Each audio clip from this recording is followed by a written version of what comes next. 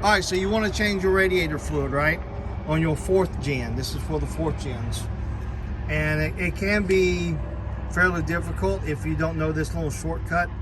Sometimes people will try to take off this reservoir for the power steering and then come from the top, move this off to the side, come from the top down there.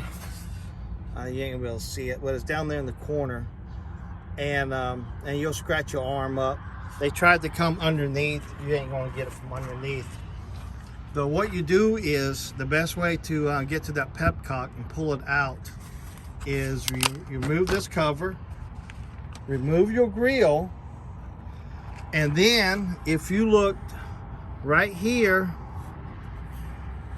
and right there, see that kind of material like this right here?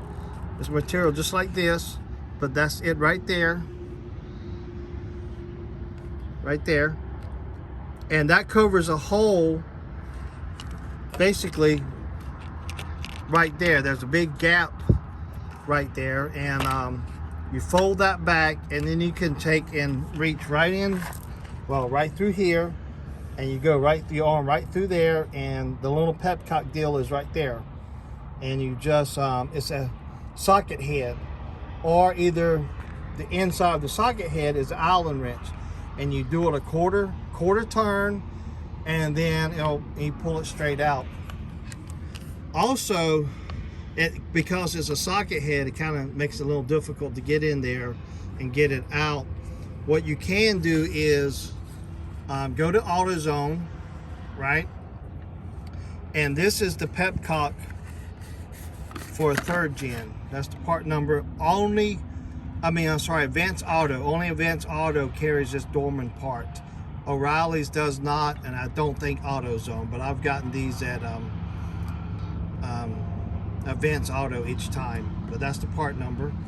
That's what it looks like, and it goes in just like this right here. And you see with that thumb, basically the little thumb screw thing, the little ear right there, the dog ear, makes it easier to get in and out each and every time you want to change it. But also, the best way to get to this thing right here is, like I said, remove this covering right here. We're taking the 4 screws out. 1, 2, 3, 4.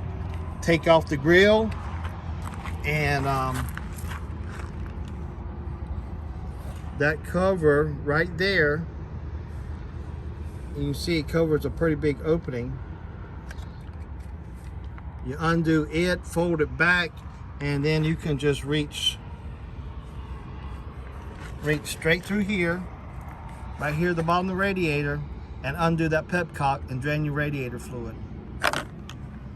But that's the quickest and best way to get to it. And then replace that stock petcock, this right here. And this is right here for a 3rd gen Dodge Ram. If you I can put the Dodge part number down in the description, but this is the same thing you'll get. It's $12 at the dealer.